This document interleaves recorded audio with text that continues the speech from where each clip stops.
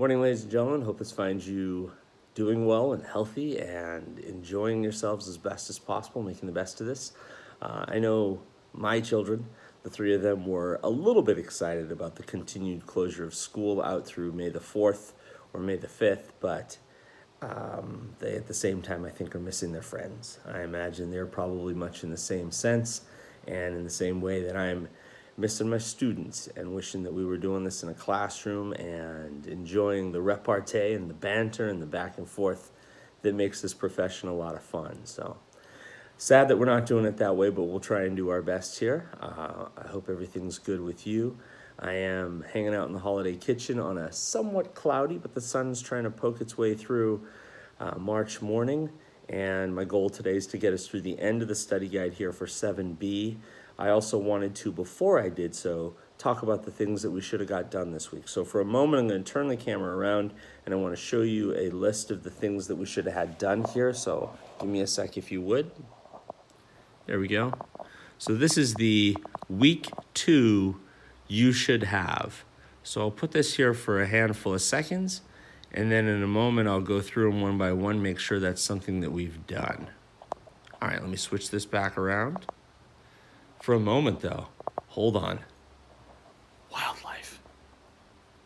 The fire-breathing dragon that is Tabasco. Say hi, Tabasco. Tabasco is mostly deaf. Kind of blind too. Oh, there you go, buddy. He's a great dog. Okay, let me switch this. He's a good one. Okay.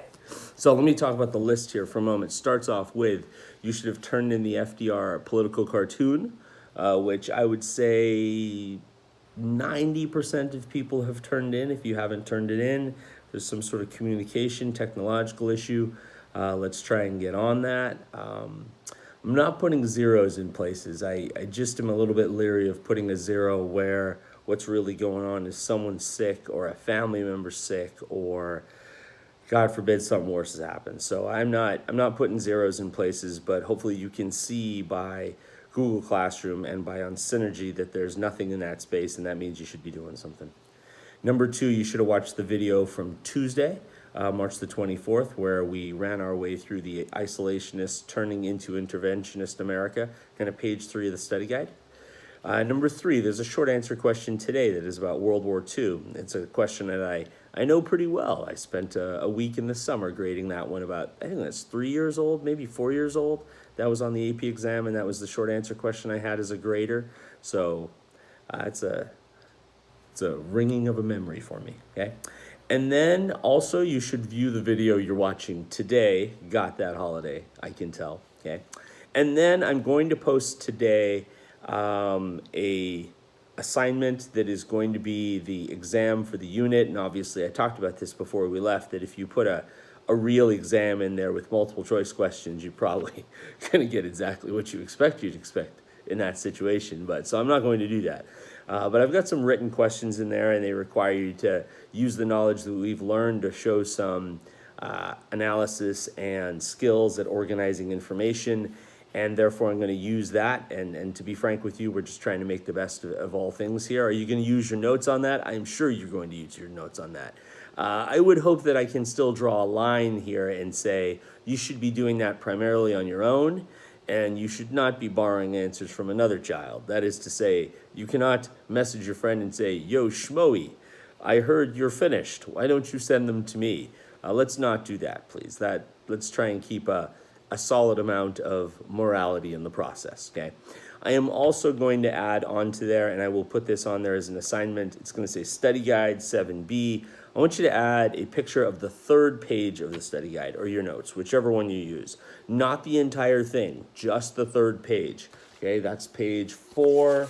This is page 3 here. It's that page, okay? I'm trying to give you credit for having taken the notes and for doing the assignment there, and the best way to do it is just to do one of the pages, I think, because otherwise it turns into a long nightmare for all of us. If you have trouble with Synergy and you can't get it to sit on the document, just go ahead and shoot me a picture of it and send it through Remind if that's easier. Both of those methods of communication seem to be flowing nicely for us, so if that's an easier way for you to do things, do that. But that's what you should expect from this week. And then As it says down the end here, enjoy your weekend. I don't expect you to be working on my stuff over the weekend, so hopefully it's a nice, pretty weekend and you can get out and socially distance responsibly. Okay. And then we're going to start the new unit 8A next week, Wednesday morning. I will send out a study guide that is 8A and that shows us what's the next area of focus. And really, it's the end of World War II, so Cold War containment for the United States, and the civil rights movement on the home front, as well as the 1950s, which are kind of the baby boomer, move out to a suburb, enjoy your America, get a TV set. And then it's going to get a little bit more edgy as we start getting closer to an American involvement in Vietnam. And then the death of President Kennedy will bring that unit to a close in 1963. And then we'll pick up our last unit, which really runs us from 63 up to the present day. Okay, so that's what's laying out for us here. I hope you're keeping abreast of the news as it happens around you and what's going on in the world. Let me make sure I've got my slides in the right order of the sense here, ladies and gentlemen. There they are. If you're wondering, where are we in the study guide? Down here, right there. Bottom of page 4. That's the question we're going to answer. Now, there is 9 miles of space there. We don't need it, but there was a big chart on the next page, so I had to give it all the space we could give it.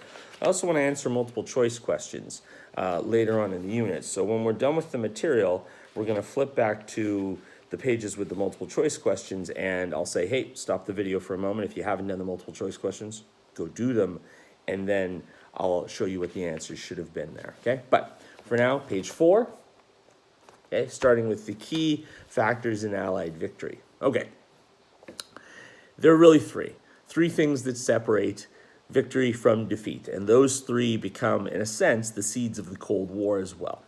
Number 1, the technological advantages and the technological innovations made during the war and the supreme home front coordination of the United States. I said this in the last video, but we should say it again here. We are, in a sense, the greatest producing power in the history of mankind. This is an American economy that is purely pushing towards industrial production and is doing a hammering swell job of it. Keep in mind that unlike the other major powers of World War II, and just to run a list in our head, Russia, Soviet Union, I beg your pardon, France, Germany, Italy, China, Japan, all of those places are under attack. The United States is not. And that is one of the grand advantages of our isolation in a geographic sense, is that as a result of that, the U.S. is able to produce more because, quite frankly, we're not constantly having to rebuild factories that are being blown to bits. We can innovate and we can create in a way that makes things incredibly easier, not easy, but easier than our opponents and friends abroad, okay? Number 2, 27 million Soviet deaths. Now, in the lineup of the slides, there's a slide that has a picture that says the real cost of the war. And I think it's 3 slides away. And in retrospect, I wish it were next. So if you're following along with the slides and you have a picture of them in front of you, if you would, for a moment, go to that slide. That's the slide I want to discuss next here in the grand scheme of things. Because on the left-hand side, we talk about military deaths. And 2 out of 3 military deaths in the war are Soviet military deaths. And overall, the Soviet Union loses 27 million people. The United States loses roughly 400,000 people. Stalin is never going to forget that number, and Stalin is going to remind American presidents, both Roosevelt and Harry Truman, of that number as often as possible, because Stalin believes it's the real truth of the war, that most of the fighting, and more importantly to Stalin, most of the dying, was done by Soviet people, not by Americans, and not by British, and not by French, for that matter. Stalin would tell you that most of the time, the Americans didn't have, I beg your pardon, a problem of being attacked. America got to choose where to attack. And in that sense, it's more surgical. In other words, if I, as an opponent, have the ability to choose where I put my troops, I'm going to pick the most advantageous spot. And as a result of that, I'm probably going to pick the spot where I have the most success and the death tolls are the lowest. Stalin, on the other hand, would say to you, we didn't get that advantage. We got attacked. Across a broad front of the Western Soviet Union, we were attacked by the Nazis, and we have held the line over the course of years. And America hasn't had to do that. And so Stalin's going to really bring it up a lot, that the Soviet death has been the major cause of Allied victory.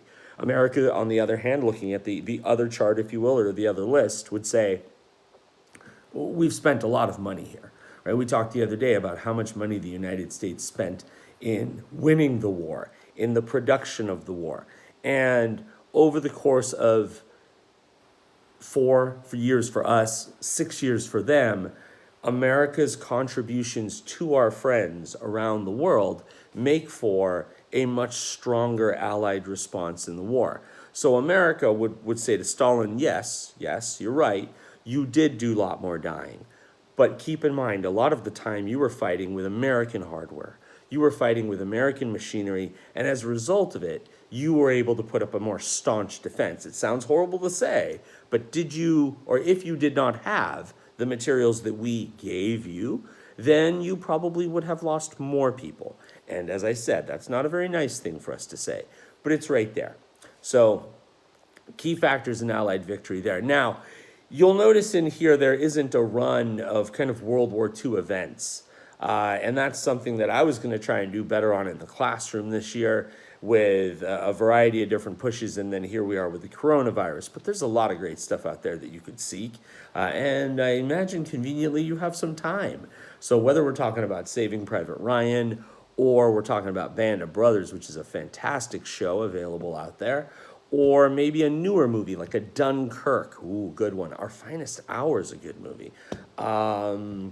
Stalingrad's a great movie. So there's a wonderful set of resources out there where you could see a little bit more close at hand the weaponry of the war, the death of the war in that sense. You could go with Holocaust type movies. You could go like Schindler's List. Ooh, I referenced that one in our video last time. The Boy in the Striped Pajamas. Holy moly holiday. I don't want to feel any worse about humanity. That is a rough movie. That is a rough movie.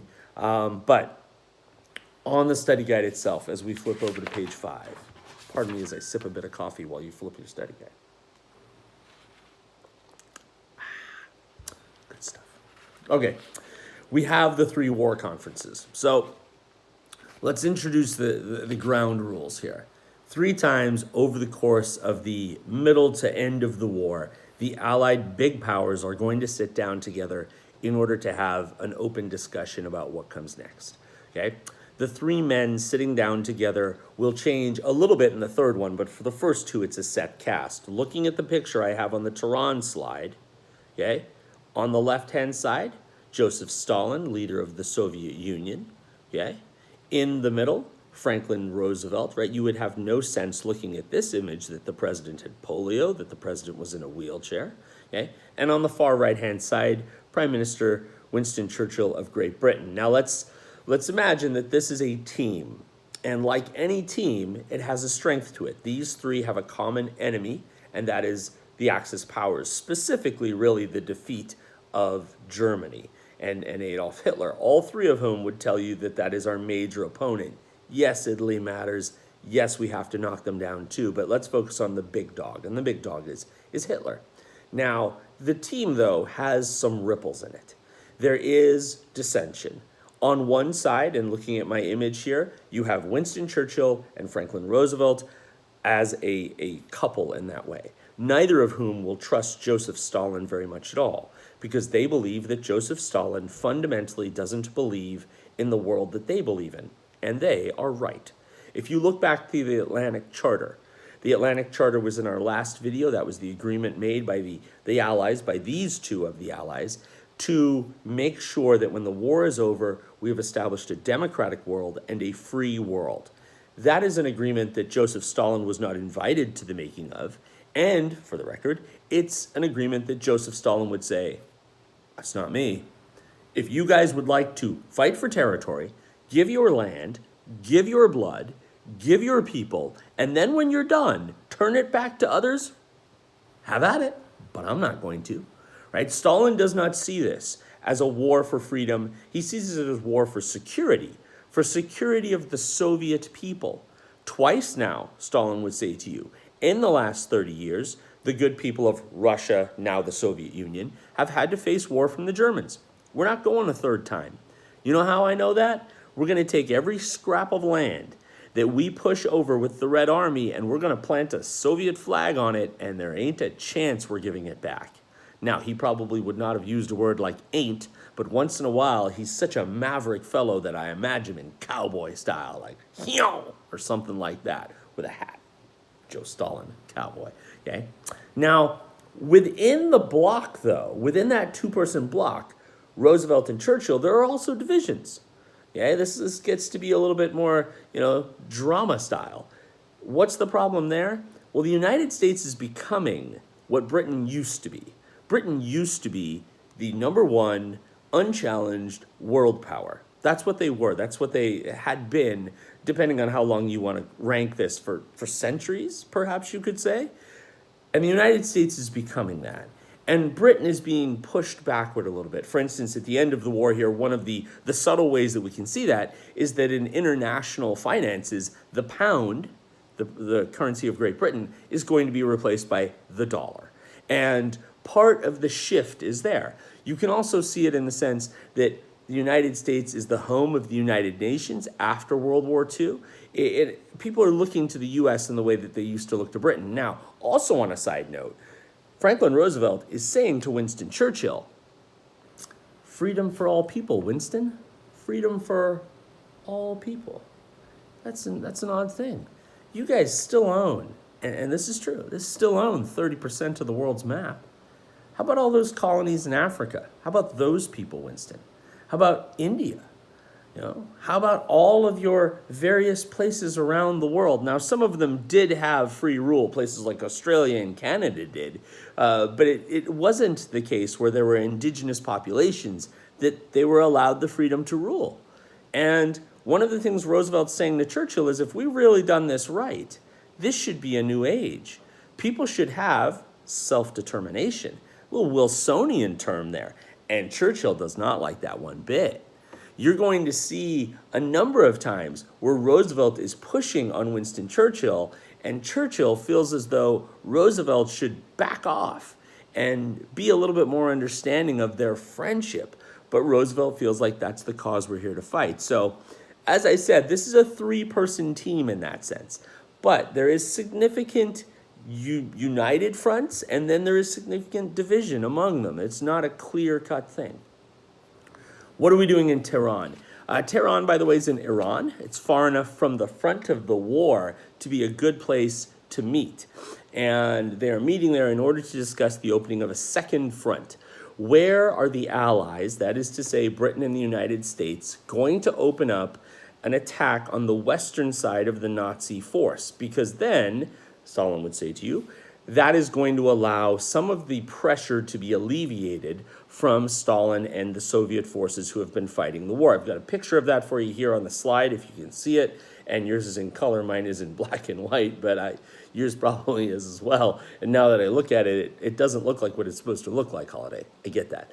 What you're looking at, though, is a big blob of Nazi control in the center of Europe, and the Soviets on the eastern portion of it, and Stalin's saying to his allies and friends, hey, when can you come along and push these guys off of me? And Roosevelt and Churchill are trying to figure out the best place to do it, the best time to do it, and Stalin's point is, we're sitting out here doing all of the dying. Could you hurry up, please? Right? The great story is that Vyacheslav Molotov, the Soviet foreign minister, walked around the Tehran conference, and the joke was that he knew 4 words in English. Yes, no, second front.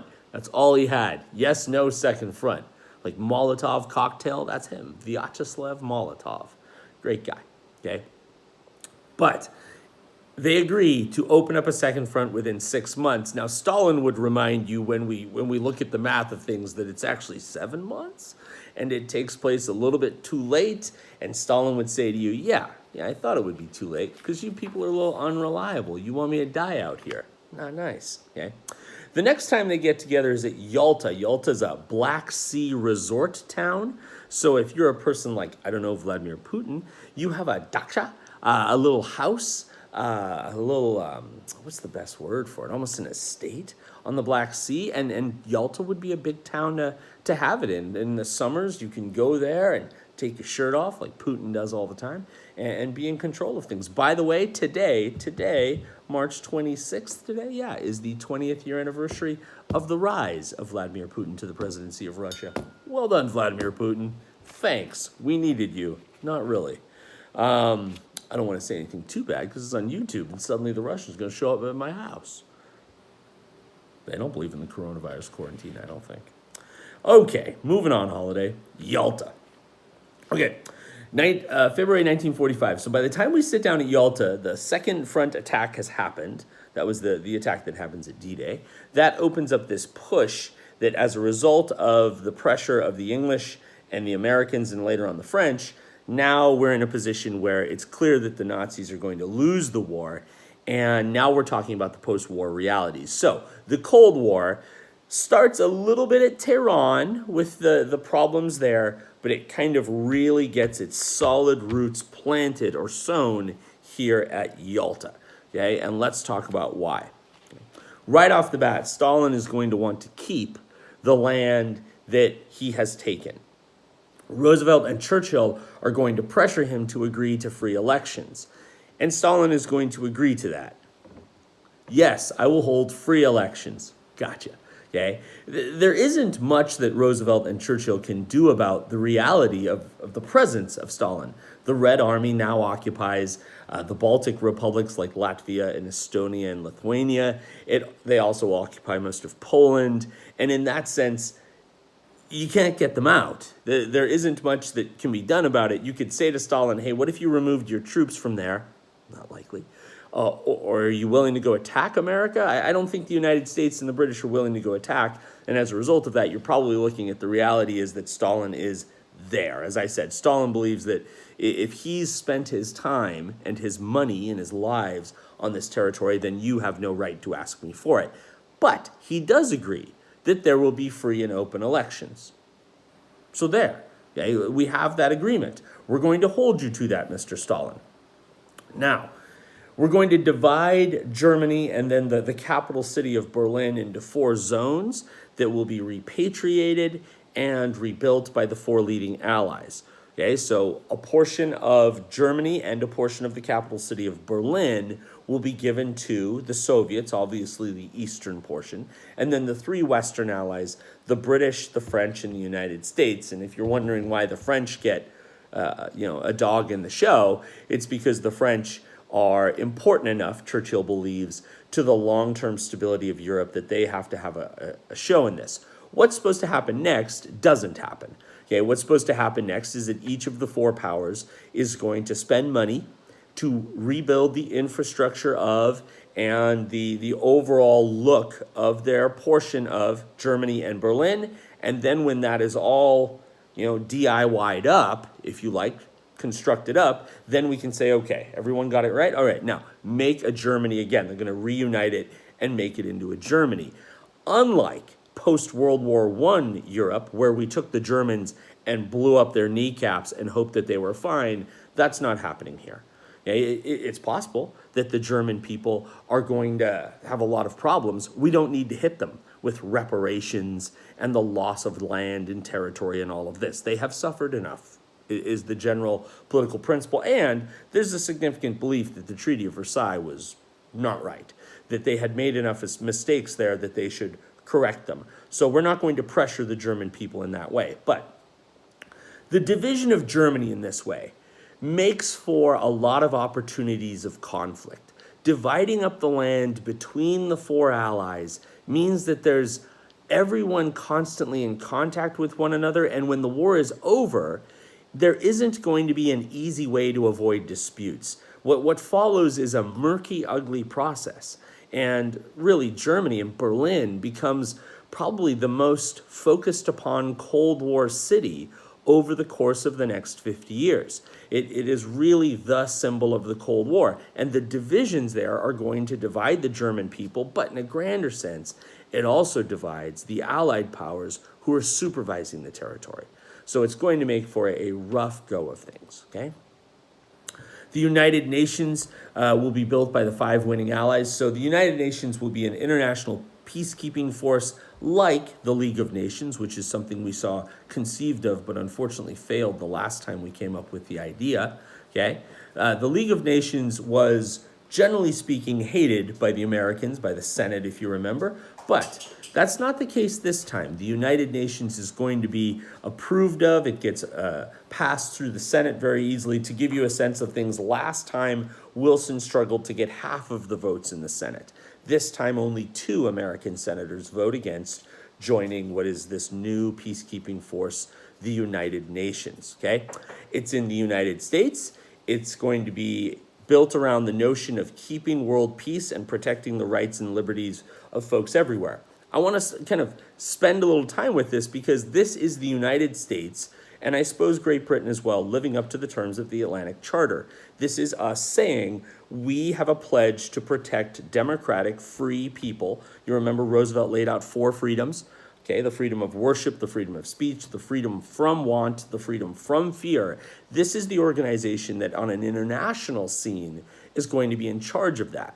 It will have 10 Central Committee members, 5 of whom are the winning allies of World War II, the British, the French, the Chinese, the nationalist Chinese, that is, the Soviets and the United States, and 5 rotating members. Okay? It should then have the ability to control the world. That's the hope. It's big for the United States because it, in a sense, says we're here. We understand our role in the future of the planet. I mentioned America replacing Britain, and in a way, Britain had never had this role before. They had had their hands in a lot of pots around the world, but they had never been seen as a global peacekeeping superpower, and that's what the United States is putting itself in the role of being here with its position in the United Nations. All right?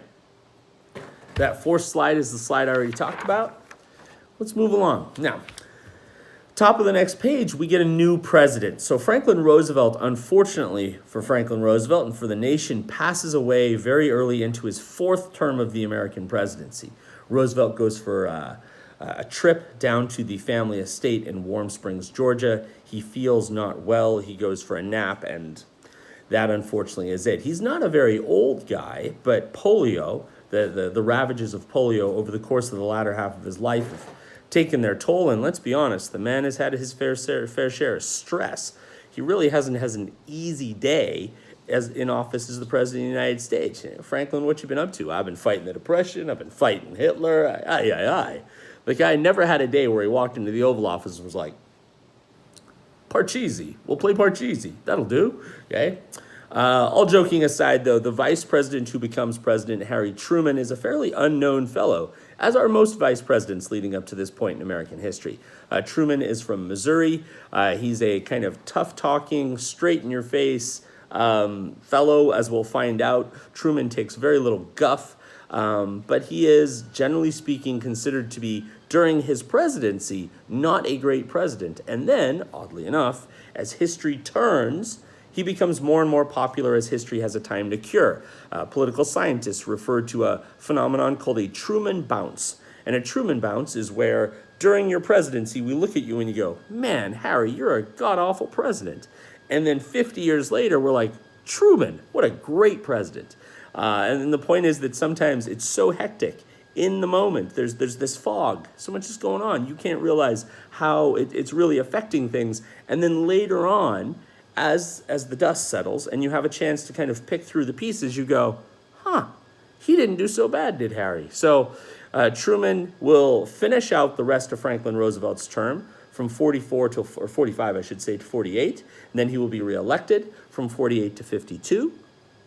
And then we will see the rise of a new president after that, Dwight Eisenhower. But for now, Harry Truman. So Truman goes to the last of the war conferences, Potsdam, which is used to be a posh little suburb of Berlin. Now, unfortunately, it doesn't look so good. But he's going to meet there with Winston Churchill and also with Joseph Stalin. And in a sense, Truman's the new guy, the new kid on the team, and he should be, in that way, maybe the most shy, the most, to himself, and he's not.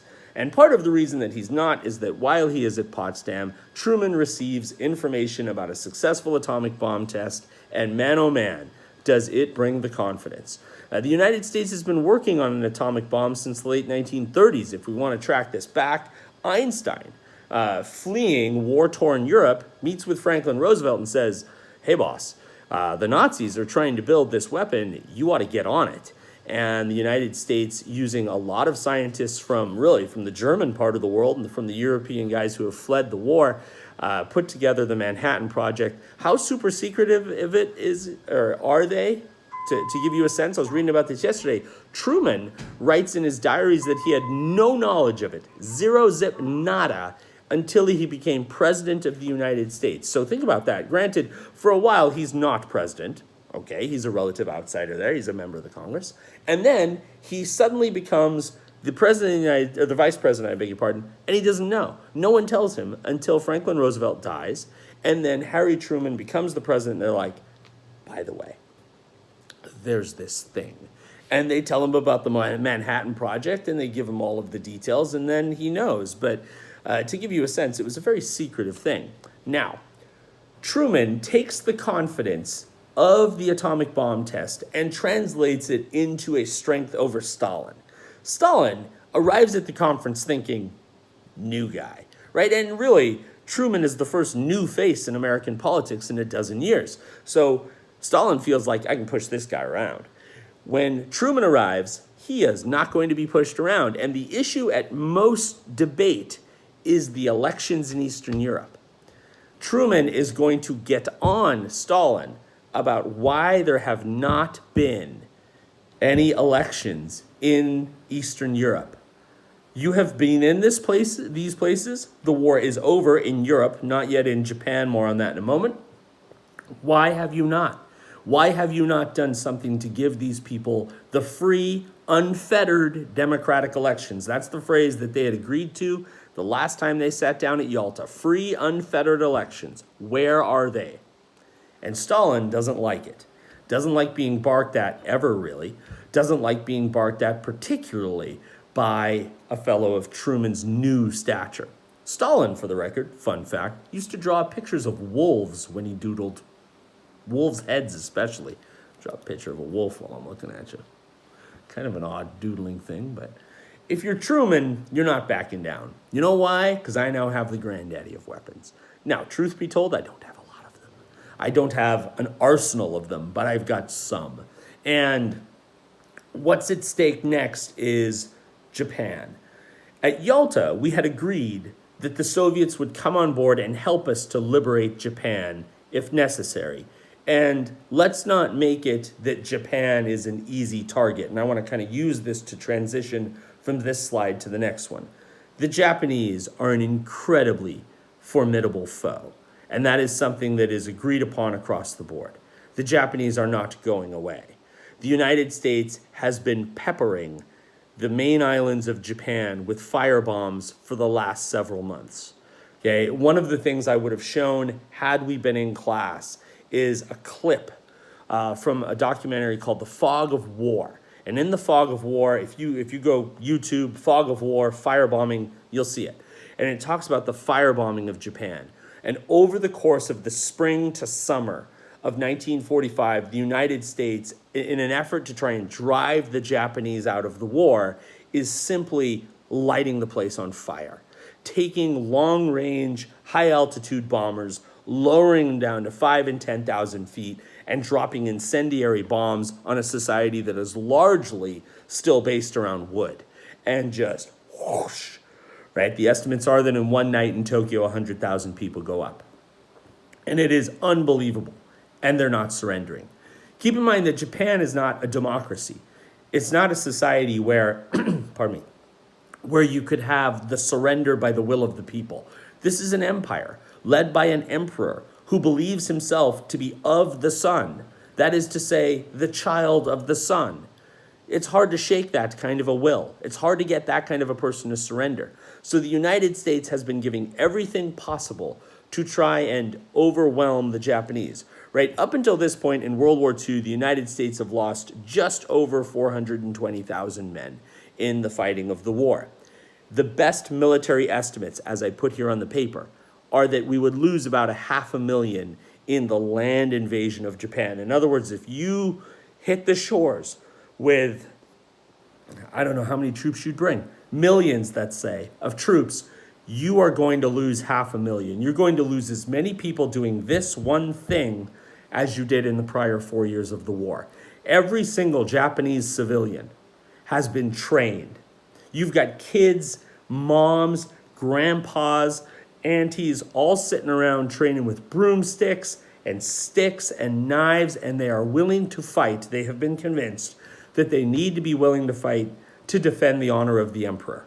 So the Japanese are a tough, tough opponent. Now, I say all of this because we at the United States thought that we needed the Soviets in the effort to shake the Japanese out of the war. But Truman now sees a reality that is possible where the Soviets aren't included, where the United States, by using some of the atomic weapons that we've constructed, could perhaps win the war alone. What's the advantage there? You don't have to split the land. That's the key. That unlike places where the liberation of a territory happened jointly, like Germany, and then you had to split Germany, Korea, which we'll talk about in our next unit, and you had to split Korea. Unlike those kind of places, Japan could be liberated by the United States of America and solely by the United States of America. And what that allows us to do is what we end up doing. Yes, you're going to blow it up. Absolutely. And then the war will end, and then we can heal it. We can go in, we can rebuild it, we can make the society into a high-powered economy, a functioning democracy, a long-term success story, and that's exactly what America's going to do, right? The Japanese are one of the great success stories of the 20th century in the rebuilding of things. Right? If you look at the United States economy, it's going to boom and boom and boom and boom until about 1965-70, and then the two countries leading the way at that moment that are kind of pulling America down from the top are West Germany and Japan, both of which we rebuilt after World War II. I know there's some irony in there. I won't get into it, but it's a pretty glaring irony about how things are going to turn out. So back to our set at Potsdam. If I'm Truman, I now know I don't need you, Stalin. Stalin knows that Truman has an atomic weapon. Stalin has enough spies and enough information, right? This is not a clandestine thing. They detonated an atomic bomb above the ground. It shook windows hundreds of miles away. It's not like it was just sort of, what was that? Maybe the cat came in. I don't know. Maybe the door slammed. It was a thing. And as a result of it, the United States knows that Stalin knows. But we're not going to tell you. Why does Stalin think that's particularly upsetting? You showed me everything else. Across the course of the war, through Lend-Lease, you shared with me weapons, tactics, machinery, and now you're not. I know what you have. Come on. Show me the weapon. Hey, come on. No way. The United States does not want to give up the strategic advantage of the weapon. Our best defensive estimates are that the Soviet Union will take about 10 years to go from where they are now to having their own functioning atomic device. 10 years. We figure sometime in the mid-1950s they'll have one. We need to establish an American presence of containment, containing Soviet communism around the world before then, before the Soviets can get the bomb. Now, unfortunately for those estimates, the Soviets are going to get the bomb by the end of the decade. We'll talk about how there's some Americans on board helping with that down the road. But our hope at this point is that we can get the Japanese to surrender, and as a result of that, we can kind of move on. Now, the decision to drop the weapons, I talked about the death tolls and how that was going to go and how tough the Japanese were at staying in the war.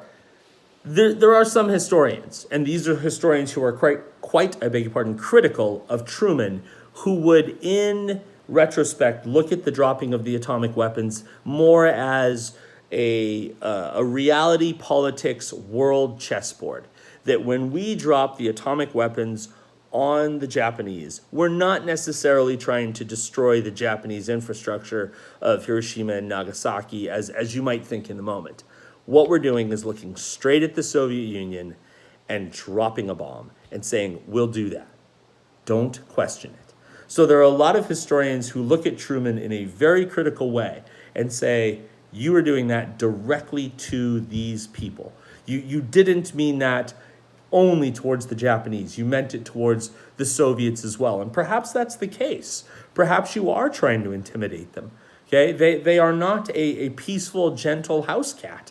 They're an angry group of human beings who Truman wants to perhaps show some force to. So the dropping of the weapons is a difficult one. Now, in all fairness to Truman, he's going to face this question again. We'll see early in our next unit. When the United States is in Korea, there are high members of the military who are like, let's go. Get the bombs. Get them. Harry, bring the atomic weapons. Drop them again. And faced with the chance to drop the atomic weapons again, Truman's going to say no. So even if this isn't the right decision, as some historians would say it isn't the right decision, Truman perhaps evolves from that decision later on in time. Now, it has been difficult as the United States for the last, let's call it 75 years, to follow the moment of the dropping of the atomic bombs with messages of disarmament. When you're the only country that has ever dropped an atomic weapon, it's a little more difficult to tell other countries they shouldn't have them. Now, I'm not saying we were wrong to drop them. I don't think we were. I think it ended the war, it saved lives, and I think it's unfortunate that it killed a lot of civilians, but we moved on. And unfortunately, as we look at other countries and we say, you don't want atomic weapons, they're going to look at the United States and say, you have them. And that's the difficulty of being the United States, of being this center point that we're becoming on the world policing level. That's a horrible spot to be in, really. That concludes the material. Grab your study guides for a second. I drink a little coffee. Okay, page 7. Page 7 and page 8. If you haven't done the multiple choice questions, which I would guess, unless you just went off on your own rogue, and if you did, well played. Great, but if you haven't done them, pause right here. All right, now I am assuming that you have done the multiple choice questions. There are 1, 2, 3, 4, 5, 6, 7, 8 of them. Let's see how it went. Okay, the first is from FDR's acceptance speech at the Democratic National Convention. Okay, the question says, which of the following was not a part of the New Deal? Make sure you saw the not, because I will tell you, I looked at these questions yesterday, drove right past the not without looking at it, started answering, was like, this is a bunk question. And then I saw the not, and I was like, ah, well played, Holiday. You played yourself. B is our right answer, Bakersfield. Continuing the laissez-faire policies of previous presidents to fix the broken economy. They're not doing that one, right? Because B would mean you just continue to say, it'll fix itself, it's fine. That's not what Roosevelt believes in. Roosevelt believes in money to try and fix these programs. Number 2, which of the following best characterizes the actions taken by FDR in implementing the pledge excerpted here? That one should be C. He worked with Congress to provide relief, recovery, and reform. So relief, very short term, get you some food and some money today. Recovery, get you back to work, build a life out of this. Reform, change the system so we never have another one of these again. The reform things would be like the FDIC or the SEC, long-term Social Security, long-term programs. Number 3, during the Great Depression, the creation of New Deal programs established a conviction that D, drillers, the federal government was important in stimulating and reforming the economic health of Americans. There is no better time to talk about this question than today, after the Congress passed a $2 trillion stimulus package, right? That is solid Keynesian spending. The Congress is going to take money and put it in the hands of businesses, banks, and Americans based on income levels and the number of children you have. Americans are going to get checks, stimulus checks. Basically what that check is, hey, go spend this money. Go put this money to work in the American economy. Because as you've noticed over the course of the coronavirus quarantine and rise here over the last, say, 6 weeks, 2 months, the stock market has tumbled. And what you're trying to do now is recover that stock market by getting people to spend money, right? The worst possible thing, I suppose, would be if you just stuck it in the bank and waited on it. Some people will do that. But if you're the president and if you're the people who really want the economic indicators to go up, you want people to spend that money. And that way the economy will fire up more quickly. Number 4, which of the following statements is accurate about the period described in the package? A, policymakers created a limited welfare state, not a full-on one. We're not out here paying for complete health care, complete college education, huge amounts of paid time off, that kind of thing. But we are creating a state where there are helping factors for people. The next one is from Frances Perkins. Just for the record, Frances Perkins, the first female member of the cabinet in American history. Good friend of Franklin Roosevelt's wife, Eleanor, and a good kind of helper, if you like, of Franklin Roosevelt in running the Labor Department.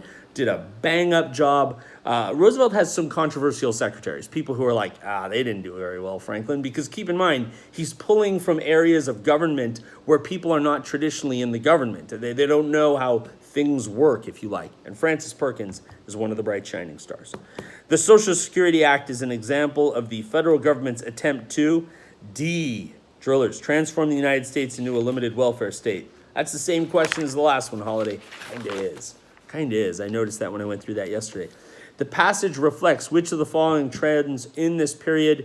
C, an attempt by the federal government to provide direct relief to the poor. And lastly, a couple sentences from Brigadier General Leslie Groves, Alamogordo, New Mexico. That's where we tested the atomic weapons. So the passage above describes B, Bakersfield, the explosion of an atomic weapon. And number 2, which of the following best describes the ultimate results of the event described in the passage above?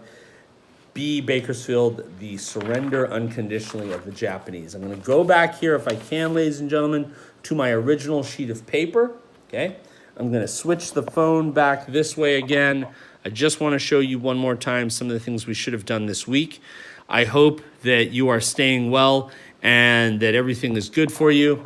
Take care of yourselves out there. I'll continue to do things this way. If you're wondering, does the extension of school change how we're going to do this? I'm probably just going to keep going like this. I think it works for you. I hope it works for you. Let's put it that way. No one has been banging down my door saying otherwise.